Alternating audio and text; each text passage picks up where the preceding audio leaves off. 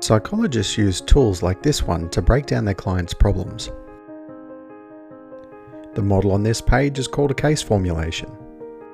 Depending on the change you're working on, you might find this approach useful. Can we apply this approach at a team level? People are complex after all. This approach might be particularly effective for both cultural and operating model changes. When dealing with resistant teams, certainly look at protective factors, but also what perpetuating factors keep teams mired in the status quo. Speak to different individuals in the team in question. You can add this information to the different boxes in the model. Once you've got your initial case formulation, you can then consider actions which can take place. This may be a novel way of applying a psychological technique to working with teams as a change professional.